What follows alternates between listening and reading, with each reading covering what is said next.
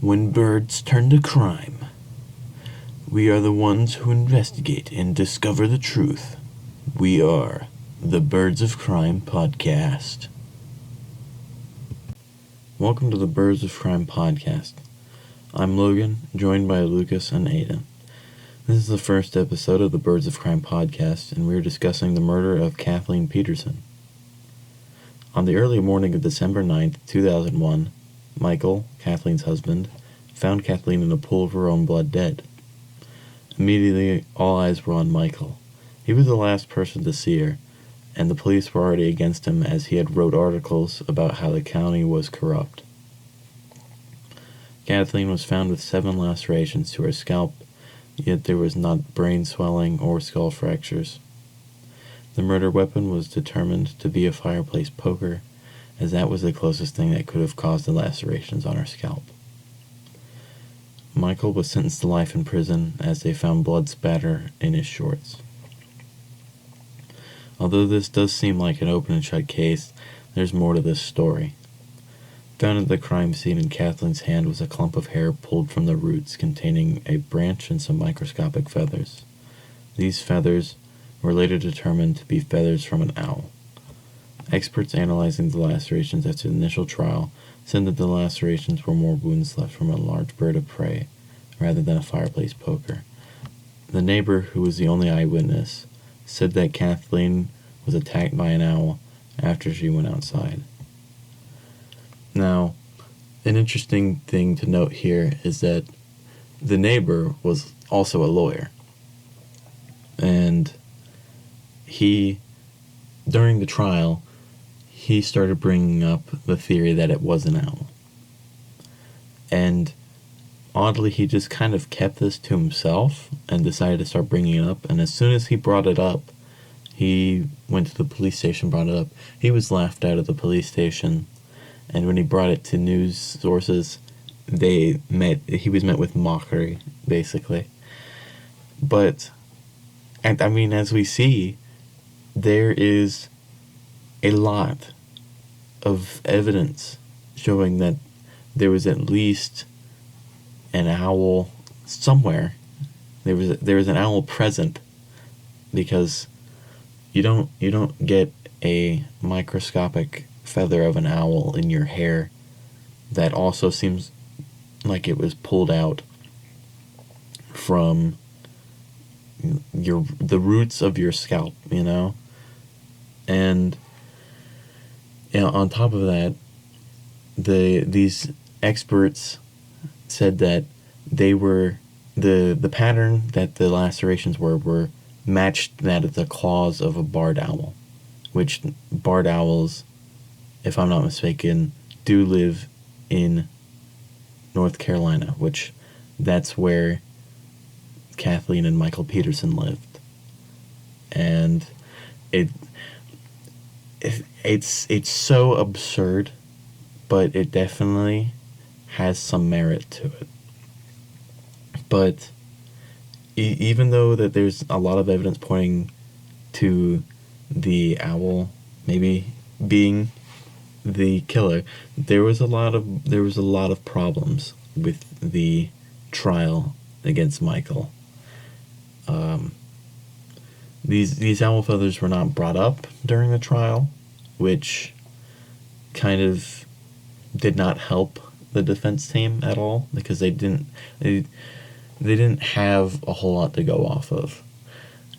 And Michael's shirt he wore that night, it was tested, it was examined, and it was clean. There was no blood spatter, there was nothing. And this information was, again, held from the defense team. If they would have known this, they could have used that to their advantage, but they did not know. The demonstration to show how the blood spatter could have gotten into Michael's shorts was basically rigged against him, as the demonstrator, who was basically doing a mock scene of how he would have been standing in order to get that blood spatter on his shorts as he was attacking Kathleen.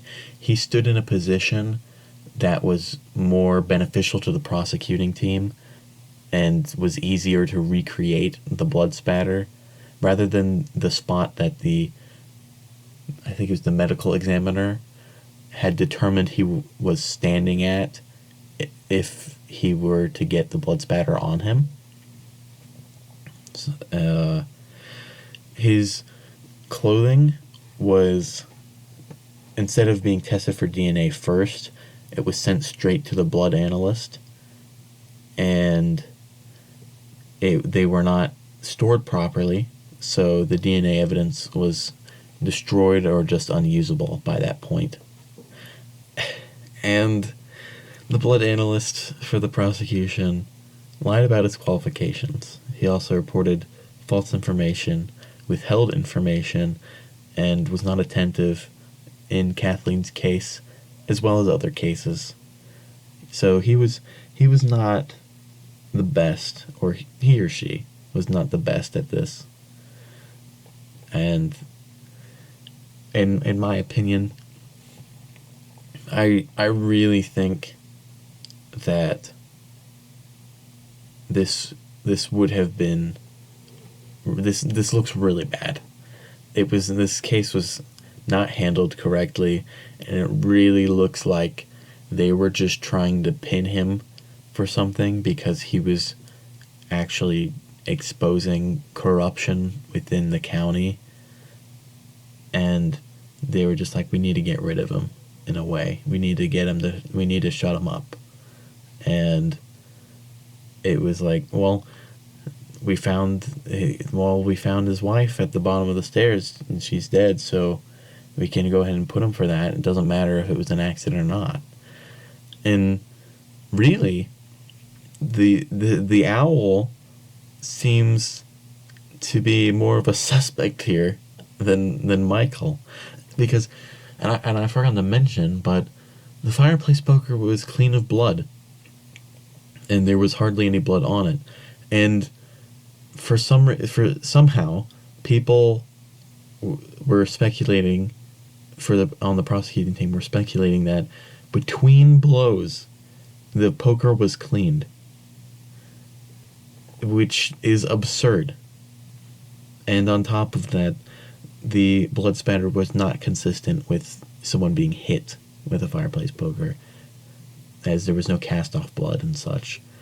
So it really does not seem like Michael, took a fireplace poker, hit her, and then as he was hitting her, took the time to take like a Kleenex or a Clorox wipe and,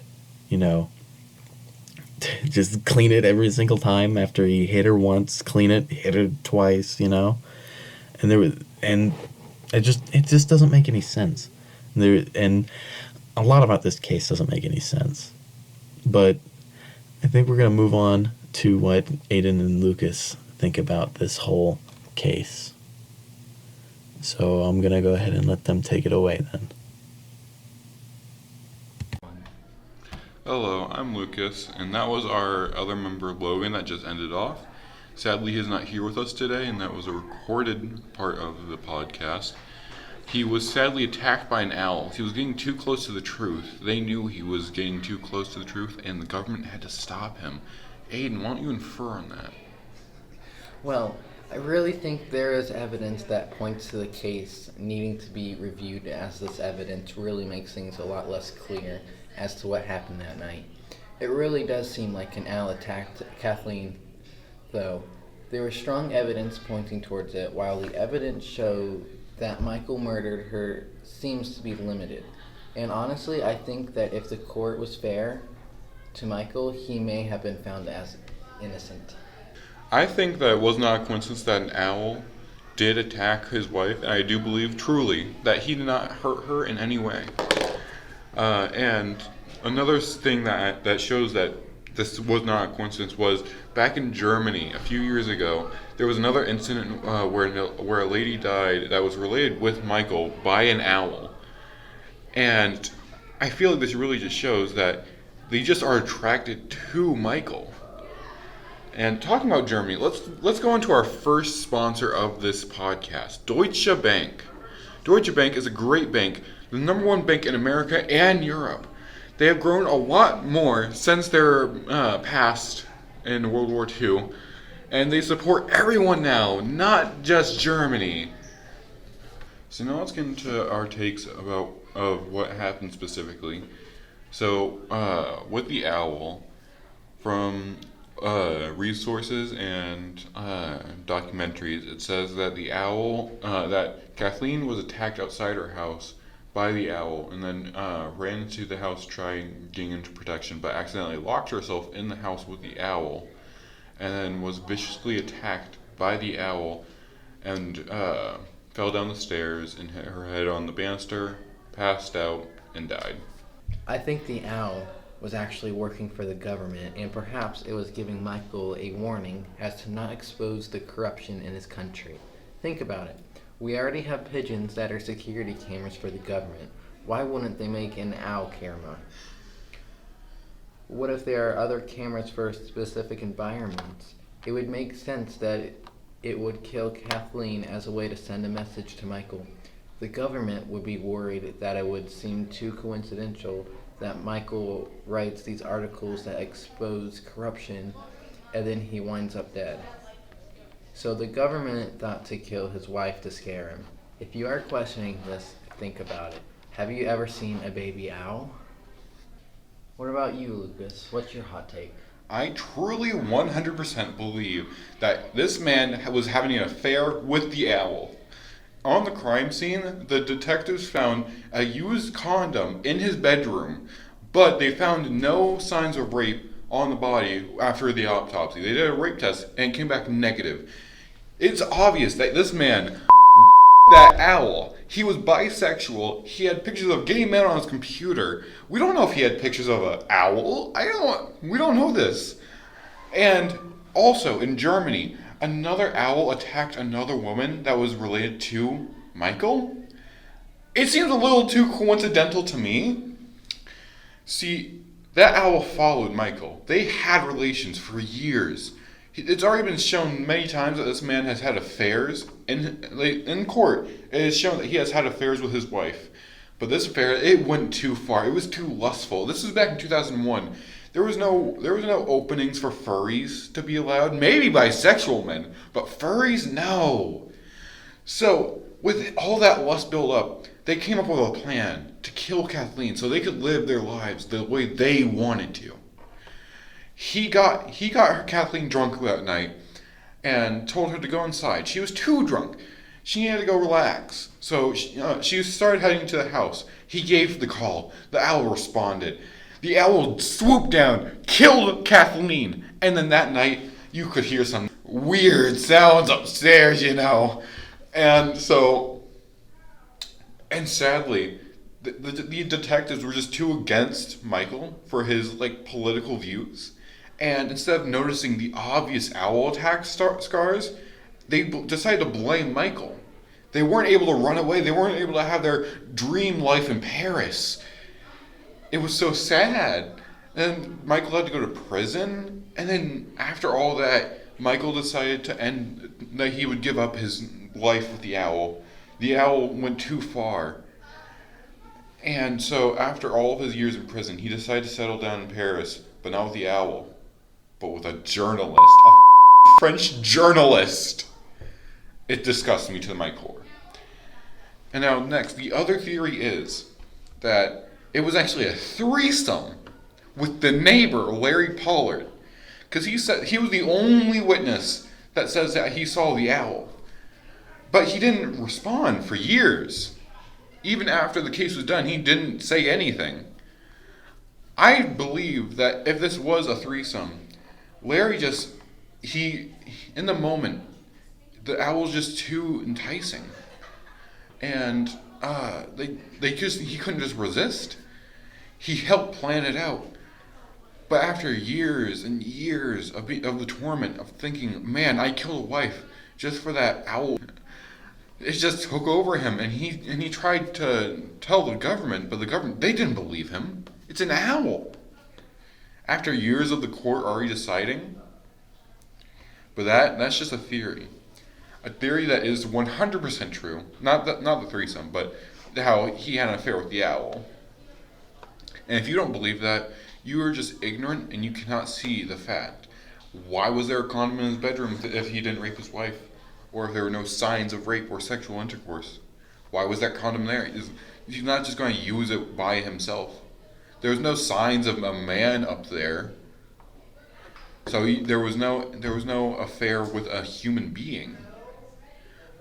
But they found microscopic feathers on Kathleen. How do you know there weren't microscopic feathers in the bed? I think that is the end of our first episode on Birds of Crime podcast.